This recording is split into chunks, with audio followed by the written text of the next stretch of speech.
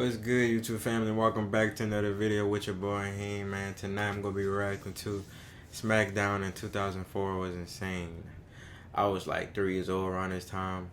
I started watching wrestling really around this time, but I didn't really get the hell I was watching because nigga was a baby. So I really got into it because of my big brother and shit. He was a big ass wrestling fan, and I just wanted to watch this video with y'all. I'm sorry, I'm tired. You get out of here! You go back to Mexico! The Ruthless Aggression era was truly That boy said you go back to wrestling, Mexico. and part of what made it so special was just how wild it could be at times, for better or for worse. But in that era that lasted around 6 years, for some reason in 2004, Thursday nights on UPN at 8 p.m., SmackDown would air, and it would be batshit insane every single week. What was once a show known for showcasing amazing in-ring work ended up being a show that have storylines consisting of stabbing, shooting, if I'm wrong, let me know. patrol, heart attacks, cement burials, and so much more. To simply put it, SmackDown in 2004 was insane. When 04 began from a distance, SmackDown as a whole seemed pretty normal. You had Brock Lesnar as the champion, John 04, Cena I'm tripping, y'all. I was wrong. Eddie was about to break out, and Paul Heyman was the general manager. It seemed like just another wrestling show. And then you would actually watch this show, and next thing you know, all you see is the Basham brothers tied up backstage in some dungeon, just getting whipped and tortured by a woman named Shaniqua. Shaniqua. But despite this and other interesting stuff, SmackDown kept it relatively normal until WrestleMania. But once WrestleMania season was over, that was when all hell broke loose on SmackDown, and it all began in March when Paul Heyman quit as the general manager of the show. A new general manager was announced, and that turned out to be a suit-wearing, cracked-out Kurt Angle. Kurt Angle becoming the SmackDown GM was the moment that everything just went mental. The same night Kurt Angle became the GM was also the night that this tubby, uncoordinated, just meme of a person, after spending years in the lower mid-card, magically became the biggest demon on SmackDown. Bradshaw became John Bradshaw, Layfield, JBL, and the rest was history. Kurt Angle became the Maniac GM. JBL was the 2016 Donald Trump all the way back in 2004, and every week something was just going down on UPN. One week, Kurt Angle made a match between Eddie Guerrero and The Big Show, and if Big Show lost, he would have to retire. So what happens? Well, Big Show ends up losing, and he goes on a rampage. Big Show basically becomes King Kong real quick, and while walking around backstage, the gorilla, just like the movie, found his blonde girl. He thinks Tori Wilson was laughing at him for losing his match and having to quit or retire, so this idiot starts breaking windows, crying, spitting everywhere, crying again. The gorilla had officially lost his mind. And it was all Dr. Evil's fault, I mean Kurt Angle. So Big Show flips over a car and begins chasing Tori Wilson backstage. And we just cut to another match like it's fine, it's all good, this happens every week.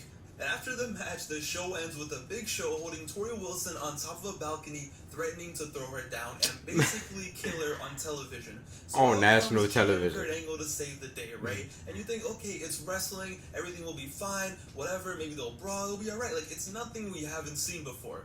Not on 04 SmackDown. Big Show grabs Kurt Angle and chokeslams him off the balcony, and you just hear this nasty thud. And ladies and gentlemen, it is assumed that Kurt Angle is dead. Tori is screaming her lungs out. Big Show's face is on your screen. They had to have a mat down there. Ain't no way. Absolutely disgusting. And then all you see is Kurt Angle just wasted, like legit wasted on the ground with blood coming out of the back of his head. And SmackDown just ends with you assuming that Big Show has killed Kurt Angle. Yep, totally normal, because now SmackDown is apparently Law & Order SVU. Killed Kurt Angle on national television. Takes place as usual. There's no police anywhere, there's no investigation, no funeral, no memorial. There is nothing. They just say, Kurt Angle had an accident, but hey, here's JBL beating up a Mexican. What? During all of this, JBL found himself as the #1 contender for Eddie's title, and the Madman was out here trying to start a civil war with the Mexicans on SmackDown. He was out here putting out PSAs of how JBL was going to fix America after becoming WWE champion, how illegals were ruining America, how they need to stop teaching Spanish in schools, and so on. And remember, I did not know he was. I don't remember him being racist. You're probably wondering, how did JBL become the #1 contender? Well, before Kurt Angle got clapped, he raised a very important question to the SmackDown roster. He wanted to find out who was the greatest American on the SmackDown roster, and whoever could prove. And he just died. What the fuck? They just threw that shit. They threw that script out the window. So in the ring was the Big Show before he went mental. John Cena, Booker T, Charlie. Oh, Haas for some reason. That was before. I'm retarded. What the fuck? And JBL. And when it was time for JBL to speak, he pointed everyone's direction to the video board, and he played a video of him at the U.S. and Mexico border. This mother was out here dressed like a Border Patrol Army Ranger or something, and he was talking about how the evil Mexicans are ruining America, how they don't pay any taxes, how they're lazy, and then proceeds to say, there's a whole herd of Mexicans over there. The government won't do anything about it. I will. He then proceeds to run up on a Mexican family and kicks them back to Mexico, talking so much shit. All you hear is the poor family screaming, running away, and he just stands there like he's Eric Cartman at the border doing this a great American service. You're pretty good at stopping Mexicans, son. And it ends with him just staring into the He distance. looked like a fucking looking racist. For more Mexicans to kick out. I can't. The fact that this was aired is wild. It's hilarious, it's insane, it's shocking, and it wasn't even a big deal. It was just another week on SmackDown. We go back to the arena after JBL plays the video, and Bro, I'm sorry for pausing, y'all. If that shit was aired now, boy, they'll cancel WWE, boy. But come on, bro, it's just jokes, bro. People is just so soft in this generation. It's just like people in the crowd, like what the fuck, but like. That was today, son. They would have been having a ride, bro. People just so fucking soft. I'd have just been laughing. The greatest thing he had ever seen. Just look at the look on his face. And ladies and gentlemen, that's Kurt how Angle he got a title shot. 2004 SmackDown, baby. But fast forward to the end of April, Kurt Angle did eventually make his return to the show in his iconic wheelchair. Back from the dead, here he was. Poor guy was in the middle of the ring crying, telling us how he'll never be able to wrestle again, and how that he can't even satisfy his wife anymore because of the Neanderthal. And as a result, Angle just became a sociopath. Well, let's get back to JBL, because remember, he is the demon of SmackDown in 2004, and you thought him at the border was wild? Nah, it gets even more wild. In May, an episode of SmackDown opened with Michael Cole clean staring into our souls, telling us how over the weekend an unfortunate accident took place. He then shows us footage from a non-televised show that consists of Eddie Guerrero in his hometown celebrating with his wife, daughters, and eventually his 77-year-old mother on Mother's Day. And bro, I can't believe this happened. So they're showing us Eddie celebrating with his mom in the ring, and all you see is JBL the Demon pulls up and clotheslines Eddie Guerrero. The Demon then proceeds to trash talk Eddie's mom to her face. Okay, that's fine, you know, we've seen stuff like this before. Well, he keeps going and going until Eddie Guerrero's mom has a heart attack in the ring. You just see Eddie's mom collapse, the arena goes quiet, Eddie is tripping, JBL runs away, they bring a stretcher out, and you're just there watching like, what kind of cracked out storyline is this? And that's how they open SmackDown. They show the footage in its entirety, 10 minutes of it, and then it's like, hey, welcome to SmackDown, enjoy the show. How do you even think of this? So JBL and Eddie have that title match, right? One of the craziest matches in the history of wrestling. And to follow it up on SmackDown, they had Eddie pass out in the middle of the main event because he lost too much juice at the pay-per-view. So now it looked like he was the one having a heart attack. This is how the episode of the show ended. Why? Why was the company tweaking this hard? Why did they want their fans to think someone was dying every single week? As the summer went on, Kurt Angle was doing his thing as the evil wheelchair general manager. Eddie continued his feud against JBL. For some reason, The Undertaker was in a feud with Paul Heyman, who made the Dudleys kidnap Paul Bearer. And Heyman would say, the only way I'll let Paul Bearer go is if you join us, Undertaker. And this led to a match at the Great American Bash. But not a normal match, because why would we have that, right? This is 04 SmackDown. Nah, it was a match where by the stage, Undertaker's boy, Paul Bearer, was locked in a glass structure which was connected to a cement truck. Because yes, normal people think of stuff like this. And the stipulation was, if The Undertaker won and beat the Dudleys, Paul Bearer would be buried in cement on live pay-per-view and die. Basically, if The Undertaker won, Paul Bearer was dying. So Taker either had to lose on purpose to save his boy, or win and be the reason Paul Bearer dies. And what does The Undertaker do? Wins.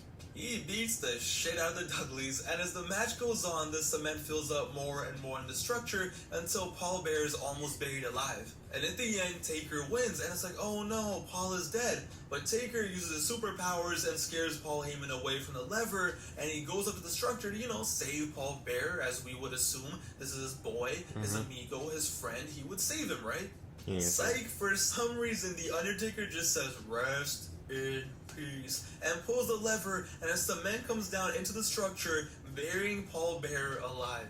The Great American Bash ends as you were watching the Undertaker murder his boy Paul Bearer for no reason, and that was it. That was the end of the pay-per-view, and it was never mentioned again or discussed again. Right, it's fine. It's normal. It happens. It's SmackDown in 04. People are getting clapped.